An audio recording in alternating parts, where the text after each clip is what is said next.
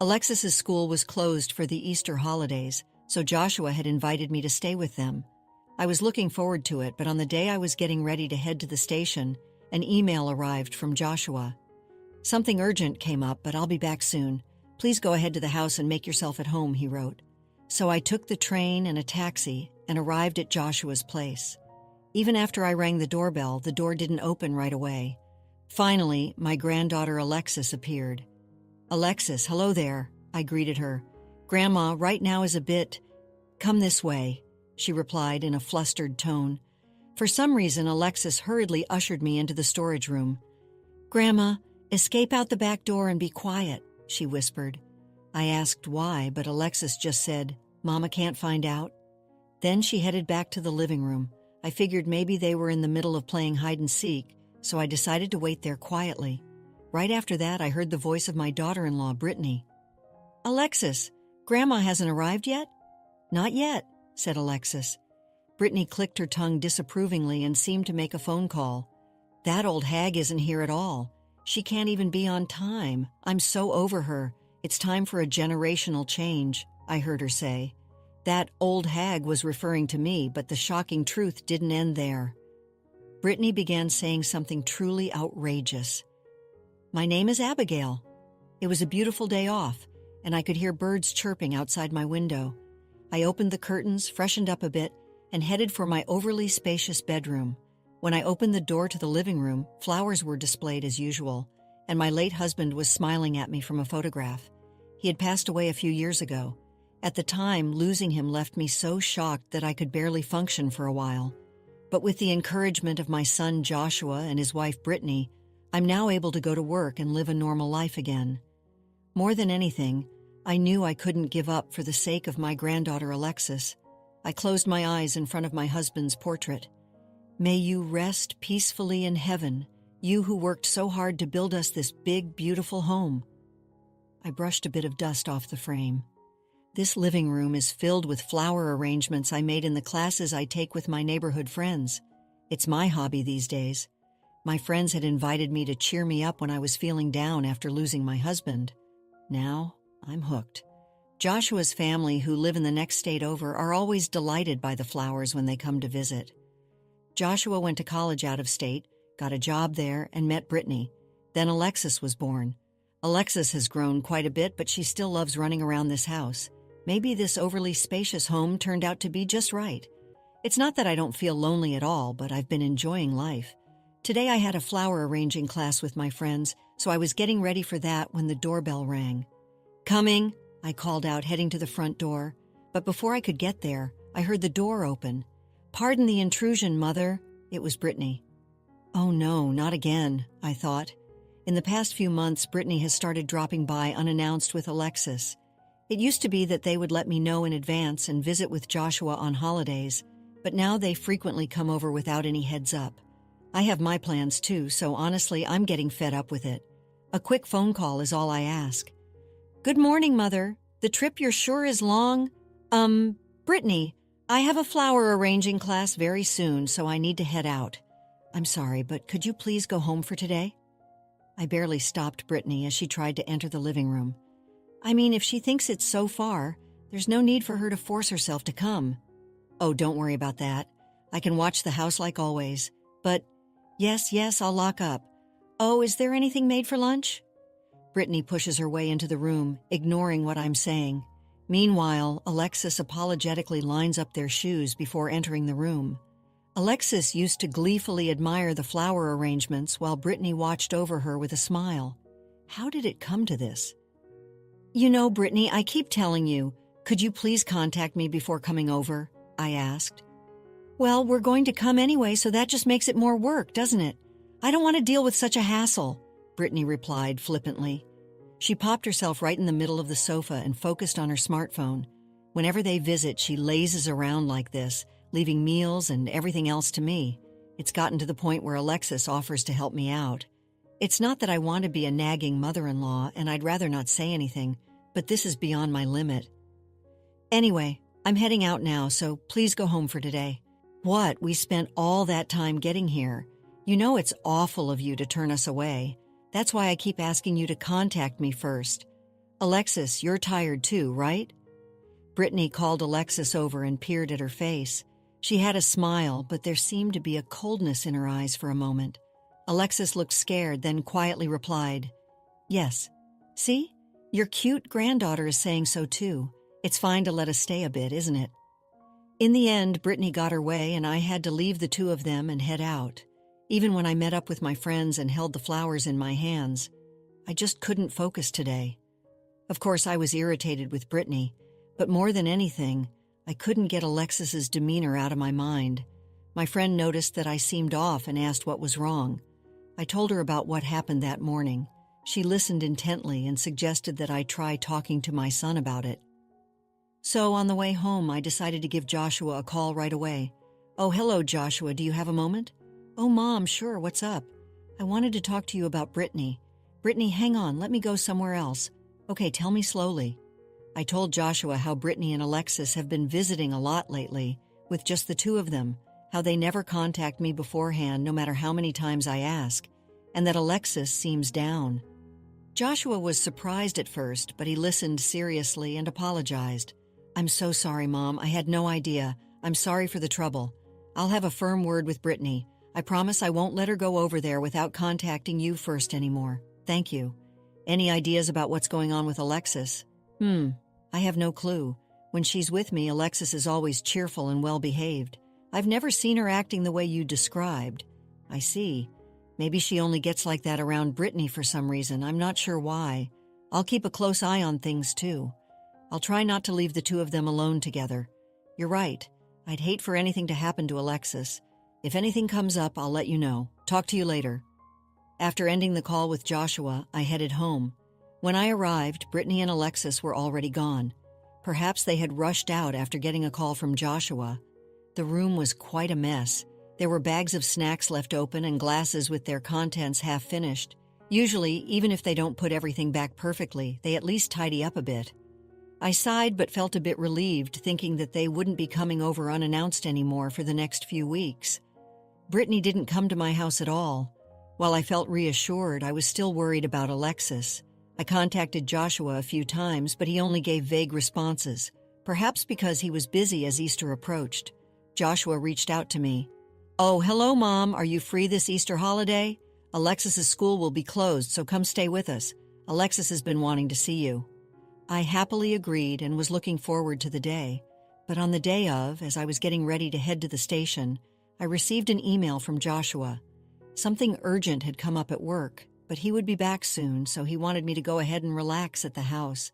The way he gets engrossed in his work is just like his father. It made me chuckle a bit.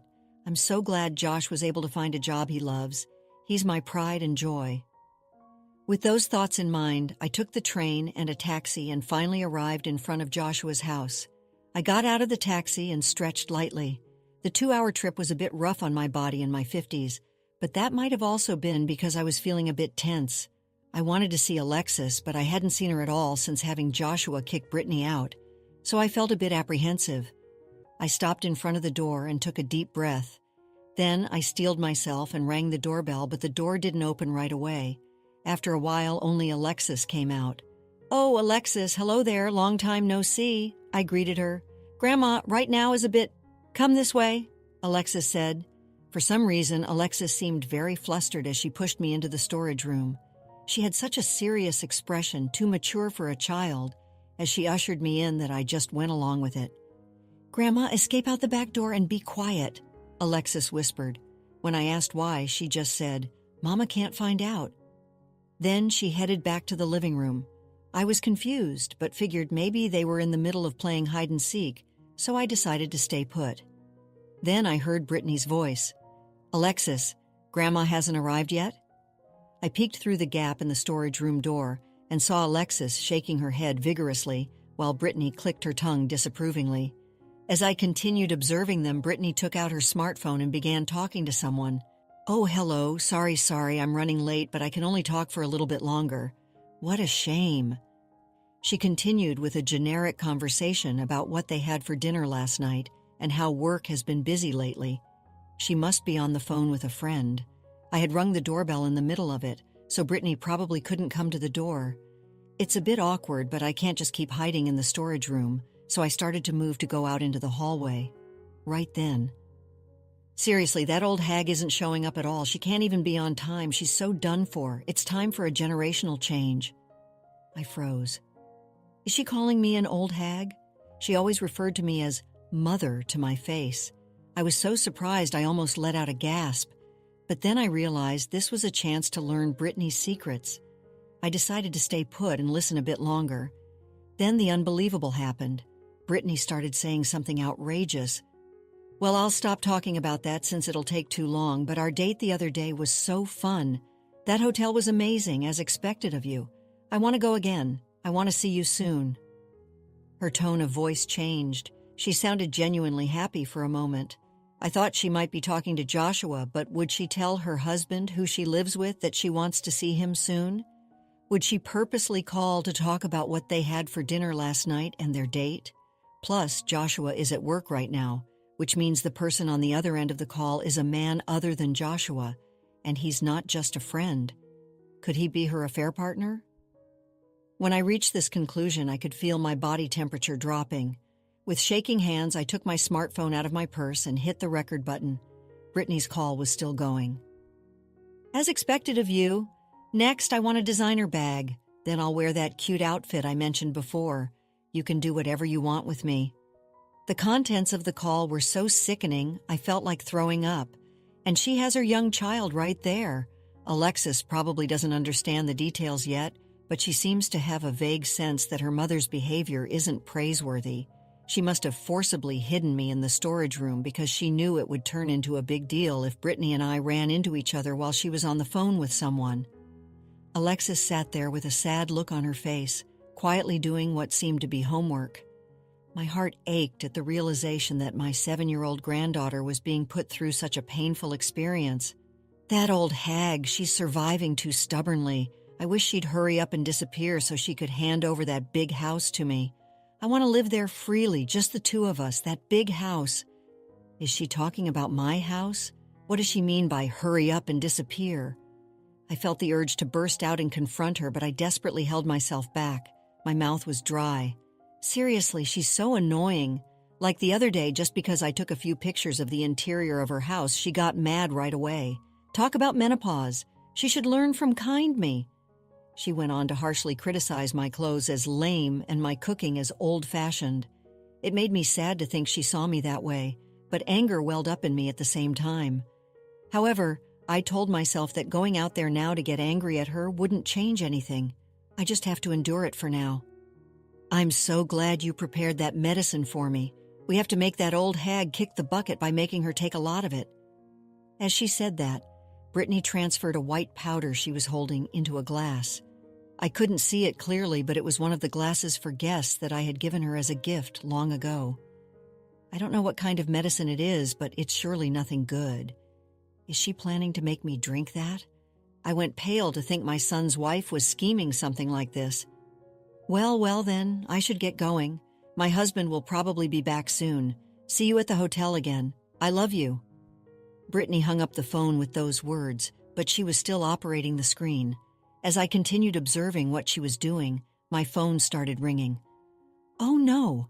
I hurriedly tried to turn off my smartphone, but it was too late. Mother, could it be you heard that conversation, didn't you? The storage room door opened, and the sudden brightness made me cover my eyes reflexively. When I slowly looked at Brittany's face in front of me, she had that cold smile she had shown Alexis that time. It was the first time I felt a smile was scary. I don't know what you mean. I just arrived here a moment ago. I objected in a shaking voice, but it probably didn't mean anything. You heard what I was talking about, didn't you? Brittany took a step closer to me, her voice low and menacing. Resigned, I decided to be honest. I stepped out of the storage room to face Brittany. Yes, I heard. What in the world is going on? Are you having an affair? I gathered my courage to confront her. My hands and feet were trembling with fear, but I had to confirm the truth. My body stiffened up naturally and sweat beaded on my palms. Hey, pause for a moment. Would you care to support us? Like this video and subscribe for more? Now let's dive back into the story. Please don't take it so seriously. That was just a friend. It was all lies, a joke. Hurry up and forget about it. Brittany said with a scornful laugh. Her words rang false. There's no way this can just be a joke. I heard your whole conversation just now. You may have heard it, but it was only my voice, right? You don't know who I was talking to on the phone, and yet you're suspecting an affair. That's terrible of you, Brittany retorted. Then who were you talking to? I asked. I told you, just a friend. Are we done here? Brittany turned her back to me, looking annoyed. Considering the contents of the conversation, it's obvious that it wasn't just a friend. She's underestimating me. Then what about the bad things you said about me? Were those also a joke? I didn't say anything bad. You're being way too paranoid. That's enough already. Do you have any proof? Well, that's if you can't even provide that. Stop making these weird accusations. I'm not having an affair. The moment Brittany stated firmly, "Don't lie," the front door swung open forcefully, and Joshua appeared. After glaring at Brittany, he gave me a slight nod and turned towards Alexis. Taking that as my cue, I quickly rushed to Alexis's side, ignoring the shocked Brittany as I gently hugged her. Alexis began crying in my arms, her voice muffled. Alexis's body was cold. How much pain has this child been through? Regret washed over me, wishing I had noticed sooner. Joshua, why are you back all of a sudden? What about work? Brittany asked. Brittany, let's stop this. I know everything now.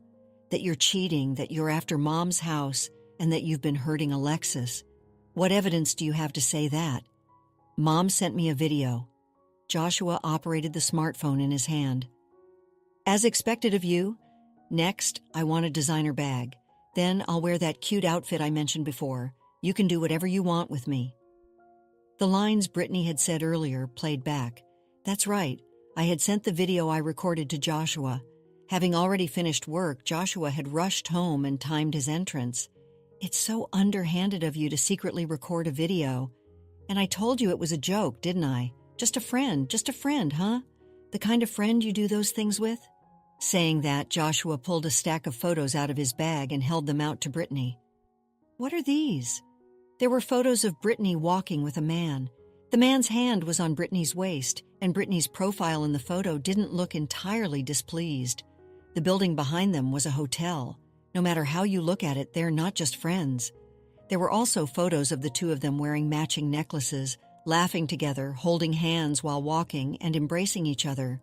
As Joshua presented these photos, Brittany's face grew paler and paler. I had already noticed, that you were having an affair, Joshua said. How your behavior lately has been suspicious. You were often not at home, and Alexis told me everything. Alexis did. I hugged the small body in my arms. Those little arms clutched my clothes, burying her face as if to look away from her mother. Alexis, how could you? I told you so many times not to tell anyone. What have you done? What have you done is the real question, Brittany. How could you do this in front of a child? You haven't thought at all about how Alexis must feel. Then Alexis spoke up. I couldn't take it anymore, Mama. Speaking badly of Papa, Mama being cruel to me, strangers coming to our house, hearing those words. I reached for Alexis's clothes. Alexis flinched a bit, but obediently let me lift her shirt. There were several painful-looking bruises on Alexis's body, and I couldn't help but wince. Did Brittany hit Alexis to keep her quiet? If so, it makes sense why Alexis was unusually subdued at my house. Alexis, these injuries, tell me. Alexis nodded slightly at my question, seeing that Brittany glared at Alexis as if to protect the frightened Alexis. Joshua stood completely blocking Brittany's line of sight. The night you went to the hotel with that man, Alexis called me in tears and told me everything, so I hired a private investigator today. I wasn't at work, but meeting with the investigator to get an update. What, a private investigator? Yeah, I had them investigate thoroughly. Seems your affair partner is a pharmacist. Joshua confronted Brittany, holding the documents he had taken out in one hand. Ever since Alexis told me until I had this evidence, I was so worried you would hurt Alexis again. Joshua's face looked pained as he said that.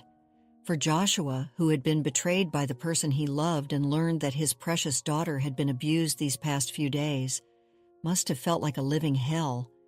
But Alexis told me she was okay. This little child supported me. I realized that the reason Joshua had called me over today was likely for Alexis's mental well-being because to Alexis, her mother had become nothing but an object of fear. Joshua turned to face me and bowed deeply. "Mom, I'm so sorry for getting you involved in this." "It's all right. I think both you and Alexis did very well. This is my honest feeling." Rather, I was proud of Joshua for being able to apologize to me despite going through such a painful experience. "Thank you," Joshua said with a truly regretful expression, but also looking a bit relieved by the way. "There's something that's bothering me. Did you say Brittany's partner is a pharmacist, huh?" "Oh yeah, apparently he's pretty well known in the industry with a solid track record. Just now, Brittany put something that looked like medicine into that glass." "No way!" Joshua rushed over to the table. He turned the glass over, and a white powder wafted out, spreading on the floor. "What is this, Brittany?"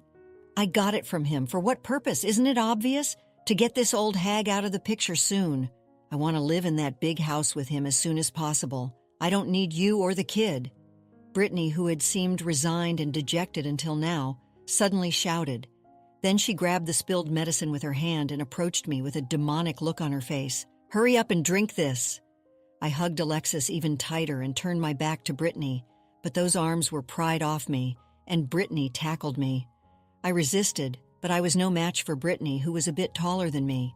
Joshua hurriedly tried to pull Brittany off me, but Brittany's hand holding the medicine reached in front of my face before he could stop. Just as I thought it was all over, a childish voice rang out. "Mama, stop. You can hit me. You can do anything to me. I'll be a good girl. Just don't do anything horrible to Grandma." Brittany stopped moving and turned towards Alexis. Alexis also stared straight at Brittany, but her feet were trembling. "I love you, Mama. You used to be so kind, but I hate how you are now. I hate the mama who does horrible things to Grandma. Please go back to how you were before."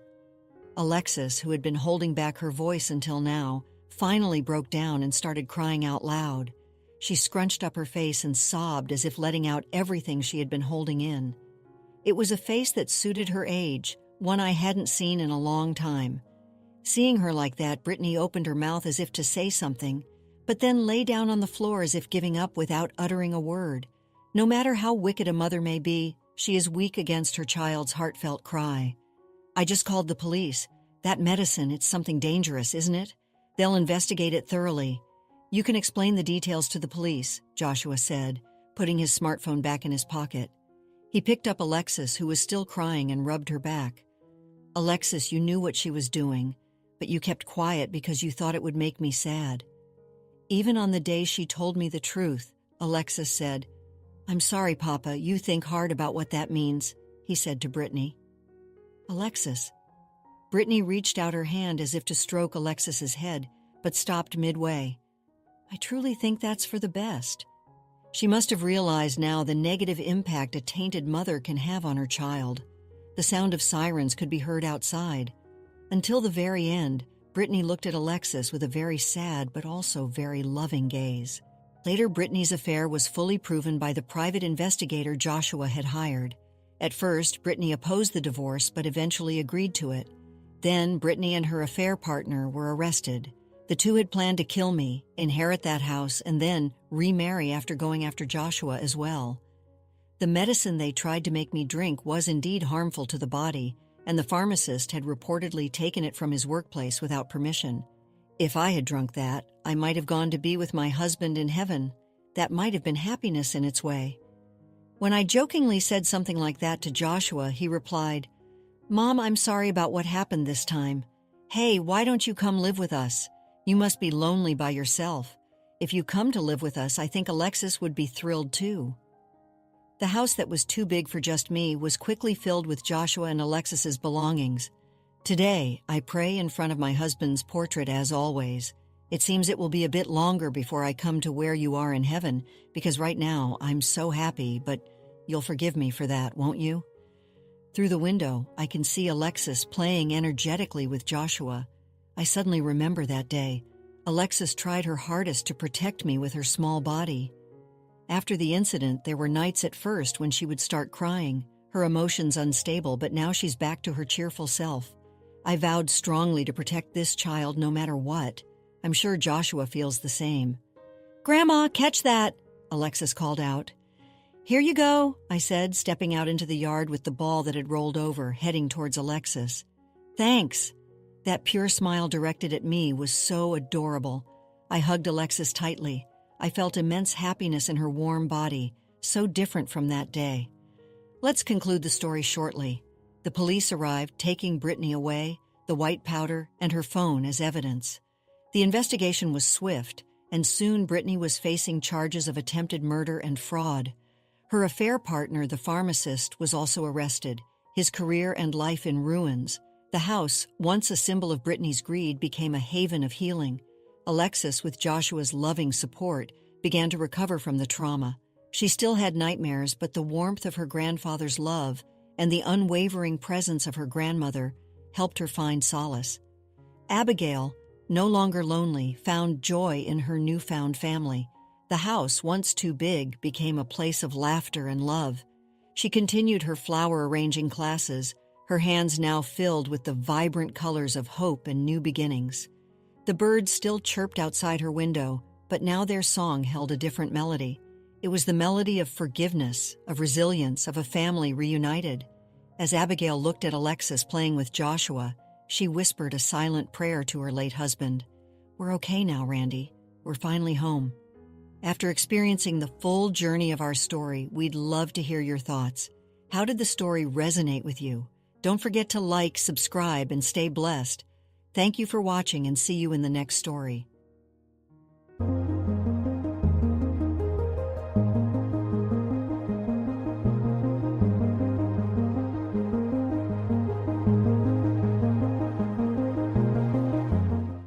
All right, everyone's presentations are done. Nick, the manager, said as he tried to move the discussion forward. Excuse me, I haven't. I recently found out something. Nick interrupted me and began to speak. There's apparently someone in this department who didn't graduate high school and is just a part-timer. Meetings should be for employees only. Absolutely right. His lackey, Mike, of course, agreed with Nick. I'm leaving. After leaving the meeting room, I started to shut down my computer. I noticed that an email had arrived, not in my personal inbox, but in the company's shared email. Thinking, there's no point in speaking up, no one will listen, I went home quietly. The next day, I heard a commotion from Nick's desk. He was staring at his computer screen, his face pale. Nick! Is something wrong? Mike looked at the screen with him. And he turned even paler than Nick. Why is he so angry? Knowing the reason for Mike's distress, I thought to myself, serves them right. My name is Adam. My mother passed away when I was in the 9th grade, and I was raised by my father. Well, you could hardly call it being raised. After my mother passed, my father changed. He drowned his sorrows in alcohol, and though he still went to work, he squandered our living expenses on horse racing. Because of that, I had to start working part-time as soon as I entered high school. Every month, I went to the convenience store with bills in hand that couldn't be auto-deducted from my father's account. Even though I endured it because I didn't want to be alone, I reached my limit in my second year of high school and dropped out. I found a live-in job at a distant inn. Thank you for everything. The day I left home, my father, still staring at the TV, spoke. Take care. That was our last conversation. Back then, 18 wasn't the age of majority, so I needed my father's permission to work, and I couldn't hide my place of employment. Yet, my father never visited me even once. I kept working just to survive, and before I knew it, I was 42. Years of hard work paid off, and I was transferred to the headquarters. I was thrilled to be recognized by the company, as I thought I'd be working in the field until retirement due to my lack of formal education. Listen up. Our work can change the future of our employees. Don't drag us down. On my first day after the transfer, Nick, dressed in an expensive suit, spoke sternly. There was a reason for this. Our inn was located in a prominent tourist destination, known so well that everyone in the state could sing its commercial jingle. At its peak, we had 5 locations within the state. But that was long ago. Due to financial difficulties and aging facilities, only the place where I had worked for many years and the original establishment remained. I was prepared to lose my job anytime, but now there was a glimmer of hope. With the rise of social media, the tourist area where the inn was located started gaining attention again.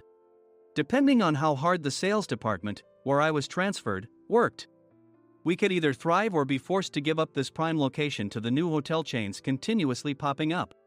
For Nick, who had switched careers from another industry to strengthen our sales, this was a battle he couldn't afford to lose. I understood why he had to be strict. I will do my best. Nick sneered at my enthusiastic declaration. Did you not hear what I said? I'm sorry. I thought I was listening carefully.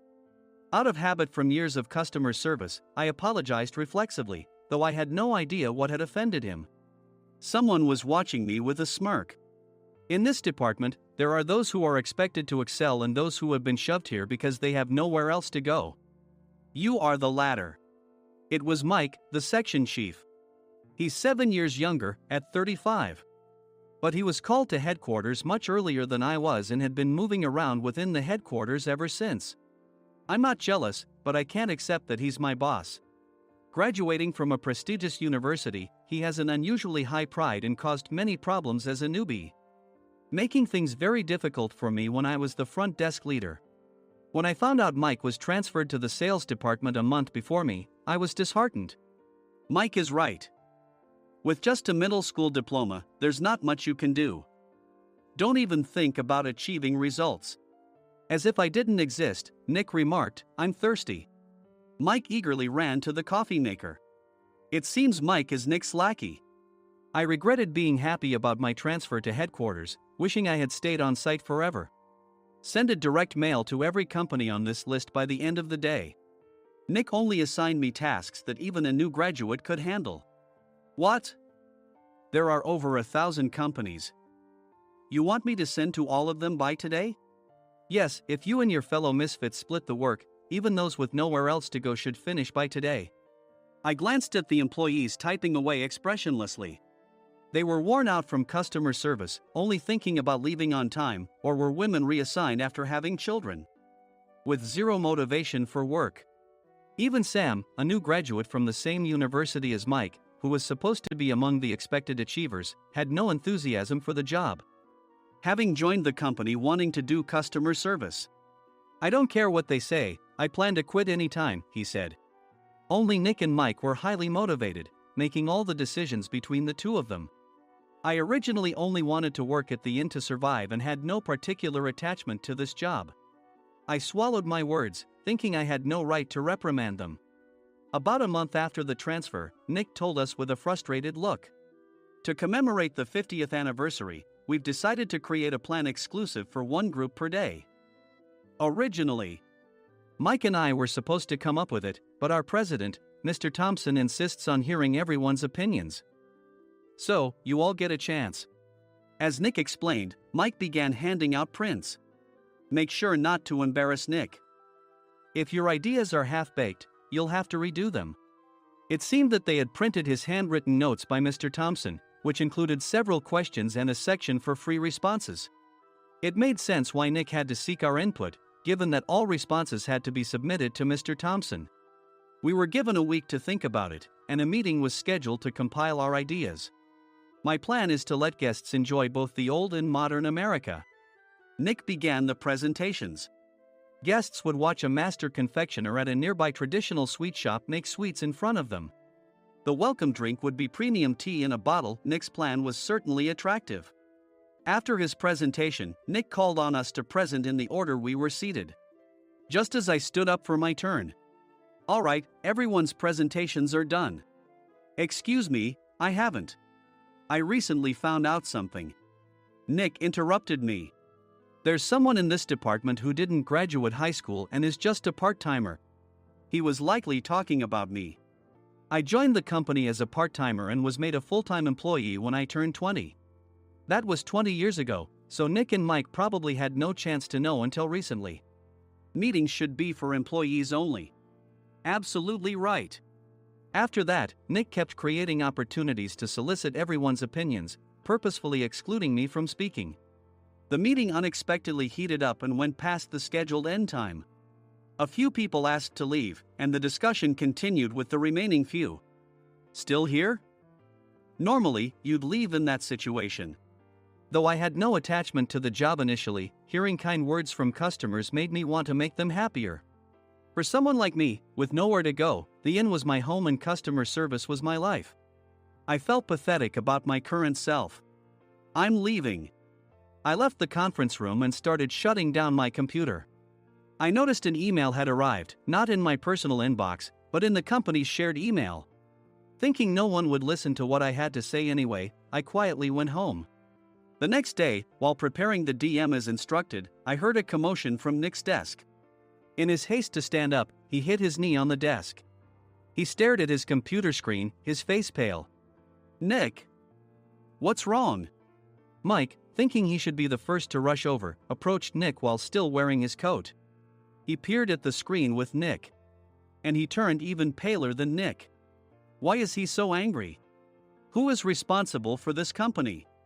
Nick, more irritated than ever, asked, and Mike answered without checking. Probably Sam. Sam wasn't there because he was attending a morning training session for new hires. Nick gave up on getting angry and returned his gaze to the screen. They were looking at an email that arrived right after the end of the working day yesterday.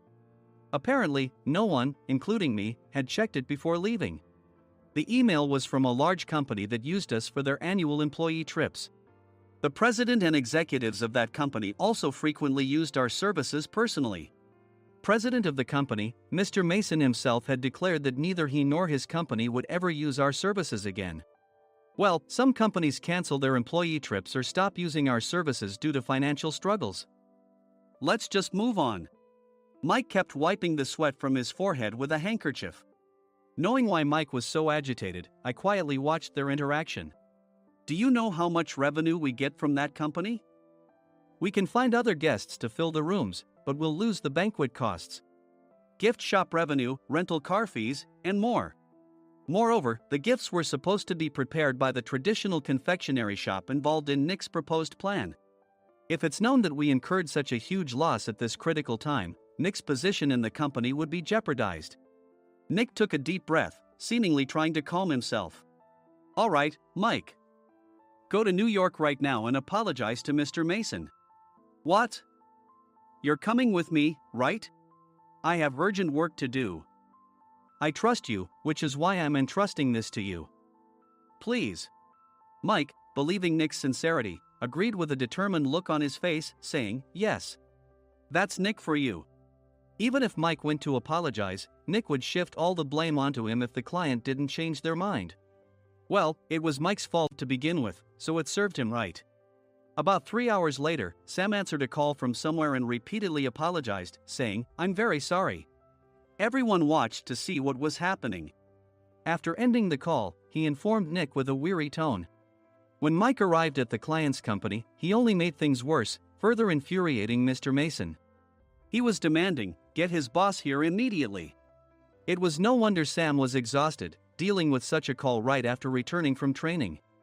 What is that idiot doing? All right, Adam, you're coming with me. If sacrificing Mike didn't work, then I must be next. Normally, I'd want to refuse at all costs, but I saw an opportunity in this situation. If I can be of assistance, I'd be happy to join you. I immediately followed Nick, and we flew to New York. When we introduced ourselves at the reception, it became clear how serious the situation was, as the receptionist personally escorted us to the president's office. Angry voices leaked through the door, making both Nick and me uneasy. Excuse me. I'm Nick, the supervisor. I understand my subordinate has caused you trouble, and I deeply apologize. Nick, with his experience in the corporate world, knew enough to offer an apology before excuses. However, his customer service skills left much to be desired. I sighed as I saw Mike trembling like a small dog in the corner of the room. What kind of training are you giving your subordinates? Mr. Mason glared at Nick with a red face. The intensity of his gaze made even Nick take a step back. Regrettably, I joined this company only 2 years ago and was unaware of Mike's issues. I should have identified his shortcomings sooner. Indeed. I should have realized sooner. No sensible person would come to apologize and then give a lengthy presentation on the drawbacks of not using their inn. Nick froze, his mouth slightly open. Suspecting the worst, I picked up the documents that had fallen to the floor. It seemed Mike hastily prepared these documents on the plane, listing the disadvantages. Disadvantage 1: if you change the venue for the company trip, employees might suspect it's for cost-cutting reasons, leading to a negative impression. Reading it aloud half-jokingly, Nick snatched the papers from my hand and checked the contents with a furious expression. Among the stack of documents was a receipt from a nearby convenience store's copy machine. I felt a pang of dread, hoping he hadn't shown the receipt as well. What do you think he said when I asked what kind of nerve he had to do this? I'm very sorry. Faced with the dire situation, Nick must have thought there was nothing left to do but apologize. In a voice smaller than I'd ever heard from him, he uttered words of apology. He said, "I'm a Harvard graduate. I don't believe I said anything wrong." Mike! What have you done? Forgetting his plan to pin the blame on Mike, Nick yelled loudly, even in front of Mr. Mason. "I didn't do anything wrong." "You're still saying that? Look at him." Mike pointed at me with a shaking hand. "I was assigned to headquarters in my 20s and now I'm a section chief. This guy only made it to headquarters at 42. Everything I've done proves I was right. So why are we losing the contract?" Having said his piece, Mike collapsed to the floor. "Of course. You were sent there because you had nowhere else to go." Mike never expected to hear such words from someone he looked down upon. He lunged at me, and Nick hurriedly stepped in to stop him. "Mr. Thompson told me Mike is a quick thinker, and to take good care of him." There's no way he was pushed aside. "Don't make things worse here. He didn't say quick thinker, he said only quick-witted, didn't he?" I don't remember that part." I recalled the many troubles Mike caused when he was a newbie. When Mike was on the front line, his pride was so high that he never apologized to customers. Customer service, especially in our job, doesn't work alone. It brings both good and bad situations. If the front staff or housekeepers made mistakes, or the cleaning company didn't properly clean a room, one had to apologize to the customers regardless of personal fault. Mike, in such situations, would never apologize, insisting he wasn't at fault. This often angered customers, and as the front desk leader, I frequently had to apologize on his behalf. He caused complaints and disrupted operations, which is why he was quickly moved to headquarters. In departments where he didn't interact directly with customers, his quick thinking was beneficial and things went well. But it seemed his flaws were starting to show. Corporate reservations are supposed to be entered into the system by the sales representative. But a quick check yesterday revealed that more than 10 items were missing from the client's reservation. The handover document clearly stated what needed to be prepared. Why didn't you enter it into the system? Why do we have to give them special treatment? Filling rooms near the banquet hall, setting up all the food in advance. Specifying the brand of wine, they're too demanding. No wonder he always angered customers, I thought, feeling a headache coming on. Grouping them in rooms near the banquet hall is for our benefit too. It makes it easier for the staff to set up beds and serve breakfast since everyone's schedule is synchronized. As for the other requests, Mr. Mason suggested them to lighten our load. I didn't know that. Nick finally seemed to realize that Mike was the one who had angered the client. What did you say to them? I just told them we wouldn't give them special treatment anymore. We shouldn't waste effort on things that don't bring in money. I was utterly exasperated at his lack of understanding of customer service. Of course, we shouldn't comply with unreasonable demands. But carrying over successful practices from past stays makes customers feel remembered and enhances their experience. Good memories encourage repeat visits. That's part of our job. I looked down at Mike, who was sitting on the floor. In our job, nothing is a waste. Mr. Thompson likely moved you to the sales department, hoping you'd finally understand this. How do you think he feels now that you failed to meet his expectations? Mike, tears in his eyes, fled the president's office. I was amazed he still hadn't apologized. You have it tough, Adam. It's okay, we're all employees of the same company. I deeply apologize for this disrespectful incident. Especially after all the care you've shown us. If it weren't for you, Adam, I really would have stopped staying here. When I heard you were moving to the sales department, I was willing to reconsider if you handled it. Seeing us talk so amicably, Nick's face contorted. Do you two know each other? Adam's service is excellent. I always requested him specifically. Normally, we don't accept specific staff requests, but we made an exception for Mr. Mason, adjusting my shifts accordingly. He had personally stayed at our hotel just before my transfer, and during casual conversation, I mentioned, I'm moving to the sales department soon. If I hadn't told him then, things could have been much worse. Please continue to take care of us. I look forward to it. On the return flight, Nick awkwardly offered me a can of beer. It's still working hours. Of course, I had no intention of forgiving him for a single beer. Nick might try to pin everything on Mike and avoid any consequences. While pondering this, a startling fact came to light. Nick, the tea bottles for the plan have arrived. I handed Nick a bottle labeled with our inn's name.